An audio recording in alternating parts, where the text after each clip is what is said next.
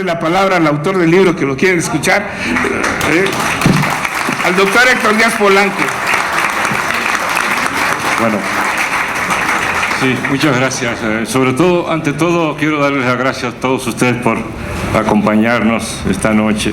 Y desde luego, en segundo lugar, agradecer muchísimo la compañía de mis colegas, amigos, queridísimos. Con todos tengo una magnífica relación porque son personas extraordinarias. Y yo quisiera, en primer lugar, hacer un reconocimiento especial a Paco Ignacio Taibo, porque el título de este libro lo debo a Paco Ignacio Taibo.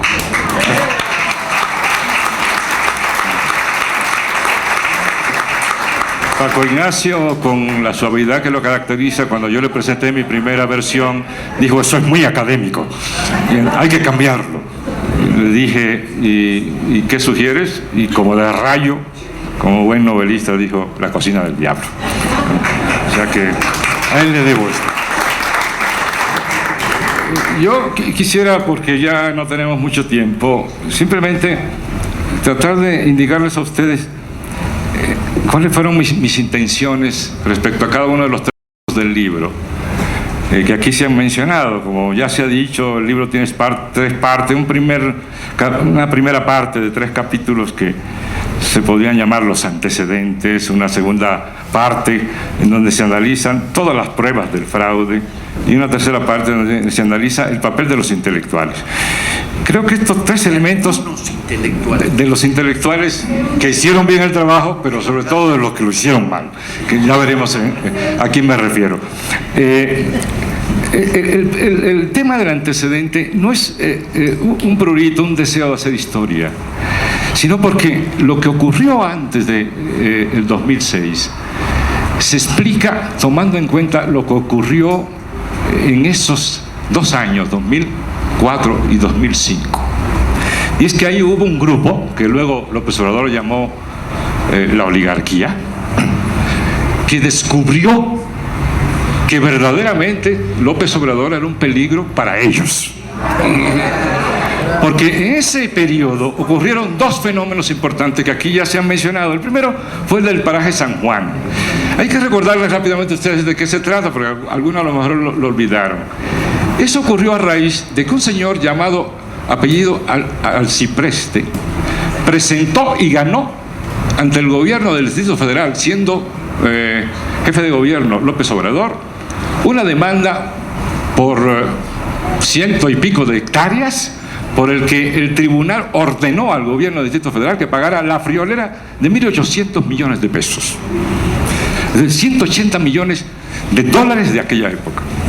Y ese no era el primer pleito que le ganaba este grupo de sinvergüenzas organizados que habían convertido las demandas falsas al gobierno del Distrito Federal en una especie de industria, asociados los que hacían la demanda con abogados que al mismo tiempo eran senadores, que al mismo tiempo eran dirigentes de partidos políticos, y la figura emblemática de esto es el señor Diego Fernández de Ceballos, y que lograban con funcionarios del propio gobierno del Distrito Federal que se hacían los bobos para perder los pleitos y obtenían increíbles ganancias, una demanda tras otra, a tal punto que yo lo señalo en el libro. Hubo un momento en que el que entonces fungía como secretario de gobierno, secretario de gobierno del Distrito Federal, dijo que si seguían teniendo esa cantidad de demandas y perdiéndolas, no alcanzaría el presupuesto del Distrito Federal para pagarle a los defraudadores. Por primera vez ocurrió un fenómeno que no había ocurrido nunca en el gobierno del Distrito Federal. Y es que hubo un gobernante llamado López Obrador que dijo: no pago, porque eso es un fraude. Esa demanda es fruto de un fraude por la colusión de un conjunto de funcionarios, etc. Ya había ordenado el tribunal al gobierno del Distrito Federal que pagara. Y López Obrador dijo: no voy a pagar, aunque lo ordene el tribunal y aunque digan qué cosa juzgada, porque tenemos prueba de que eso es un fraude y tenemos un recurso constitucional que indica que yo puedo solicitar a la Suprema Corte que cree una comisión especial para ver si esto es verdadero o no. aquí ocurrió un fenómeno muy importante.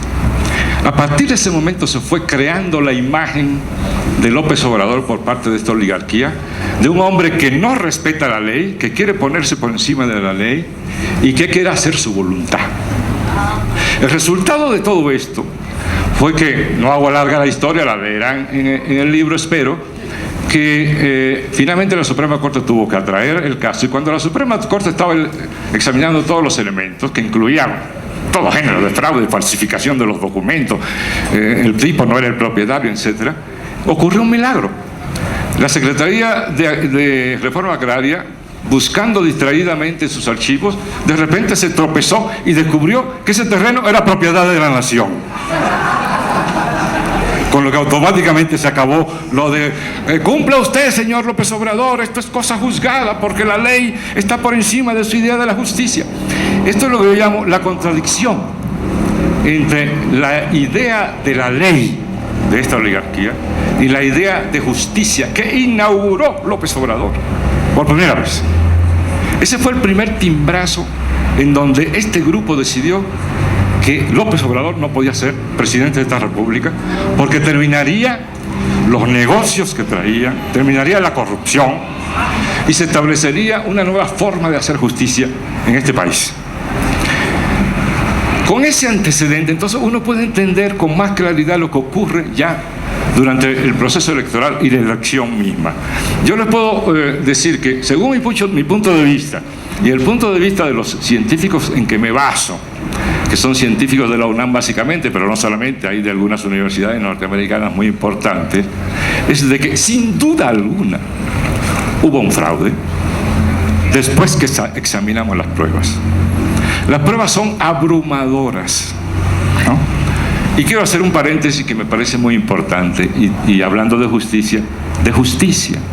Una de las cosas que, aparte del propio fraude, a mí más me produjo dolor personal y desesperación, si ustedes quieren, es el hecho de que se ignoró, se vilipendió, se despreció el trabajo de los científicos de la UNAM, que habían hecho un trabajo formidable, lo que yo llamo en el libro una hazaña científica. Y aquí hay varios elementos, uno que señaló Volvini, que es muy interesante. No eran científicos sociales, eran físicos, astrónomos, astrofísicos, biólogos, especialistas en sistemas de cómputos, matemáticos, estadísticos, de las llamadas ciencias duras, ¿no? Y aquí entra, yo lo señalo después, más adelante, esta teoría de Sartre de que, ¿qué es lo que ocurre con los científicos cuando se vuelven intelectuales? Él dice, es que los científicos se enfrentan a la realidad con unos métodos que hacen que sus descubrimientos entren en contradicción con lo que quieren imponer grupos que están mirando al mundo desde lo particular, es decir, desde su particularidad, quiere decir, desde sus propios intereses. En cambio, ellos se colocan en lo que Sartre llaman lo universal, los principios universales. Entonces hay una contradicción entre la visión universal que desarrollan estos científicos, cuando son honestos y hacen bien su trabajo, y la visión particular de estos grupos. Ese milagro de la ciencia fue el que ocurrió con estos científicos, que son mis héroes en el libro, dos en particular. Louis Mochant, que no es cualquier cosa, es hoy el director del Instituto de Física de la UNAM y varias veces premios nacionales de la Academia de Ciencia y de premios internacionales, y Romero Rochin, también premio de la Academia de Ciencia, graduado en Massachusetts, en el Instituto Tecnológico de Massachusetts, etc. Esto fue ignorado. Ellos hicieron un trabajo formidable. Ese trabajo se quedó un poco relegado, ocultado por el otro sector de intelectuales que no querían que se conociera la verdad. Entonces, quiere decir lo que él mencionó. Lo que yo quiero poner de relieve es esta hazaña, no solo porque creo que es justo, porque fue un gran trabajo. Yo diría un triunfo de la ciencia en México fue eso. Y dejaron este legado. Teníamos que usar este legado, ¿no? Sino por una segunda razón. Porque la diferencia entre esos intelectuales que hicieron bien su trabajo, los científicos, y los otros intelectuales que hicieron mal su trabajo, a lo que me referiré en un ratito. La mayoría de ellos de las humanidades y las ciencias sociales, por cierto. La diferencia es que los primeros usaron el método estándar de los científicos. ¿Cuál es? El de la duda. Si usted como científico no duda, no está en capacidad de buscar la verdad. Ellos dudaron, y como dudaron, se pusieron a buscar lo que ellos consideraban que era la verdad y que estaba oculta. Lo que hicieron los otros intelectuales que apoyaron el fraude, diciendo que no había habido fraude, que la elección había sido perfectamente limpia, etcétera, etcétera, es que les falló una cosa fundamental en un intelectual, y es el poner por delante la duda. Y se convirtieron en lo que yo llamo creyentes, no en escépticos. Y se convirtieron en propagandistas de la limpieza electoral, incluyendo casos paranoicos, esquizofrénicos, quiero decir, de división de personalidad. Ya no puedo decir, no voy a decir el nombre porque está en el libro, el caso de Wonderberg, que yo tengo la información porque yo entré a la correspondencia de Mochán, al correo electrónico de Mochán, y saqué el diálogo por correo electrónico entre Mochán, el científico, y Wonderberg, el intelectual. Y en esa correspondencia, él, que había conocido en una plática pública los argumentos de Mochán, le dice: oye, qué interesante, mándame esto. Mochán se las manda, y aquel dice: no entiendo nada. Entonces se las paso a mis amigos del IFE y les pido que te respondan. Los amigos del IFE le responden. Es una anécdota muy interesante, pero aquí el punto es que en privado, por eso esquizofrenia, desdoblamiento de personalidad, en privado dudaba, tomaba en cuenta la duda, le daba importancia y buscaba a quien la respondiera. Y en público, en la otra personalidad, no hubo fraude, los que andan diciendo que hubo fraude están equivocados y son unos perversos, porque de esa manera, decía él, perjudican las instituciones. O sea, perjudicaban al IFE, que perdía su credibilidad. Bueno, no sigo en esto. Lo que yo quiero poner de relieve, la enseñanza que tenemos de esto, es que si nosotros no logramos que los que ya tenemos y los que vamos obteniendo, porque afortunadamente, esa es la buena noticia, el mundo de los intelectuales que están por la verdad y por la duda y por investigar al fondo va en crecimiento. Si nosotros logramos que eso crezca lo suficiente y permitimos que ese pequeño grupo, porque es más pequeño que el otro, utilice su formación intelectual asociado con los poderes fácticos para imponer voluntades en este país, estaremos en graves problemas otra vez en 2012. Otra vez estarán diciendo: no, todo estuvo bien, y usando los poderes de los medios para impedir que conozcamos la verdad. Entonces, lo que yo trato de hacer es no solamente reconocer el trabajo de estos físicos que lo hicieron, sino mandarle el mensaje a los cientos y cientos de más científicos que hay en este país, de que este es el camino correcto, que nos ayuden a los ciudadanos comunes y corrientes a persistir en este trabajo por la verdad, y en el caso de 2006 por la verdad electoral.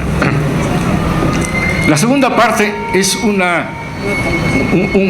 intento de mostrar una prueba tras otra, y cada vez, si es posible, más sólida, de la absoluta imposibilidad de que los resultados electorales que nos dijo el IFE fueran los correctos.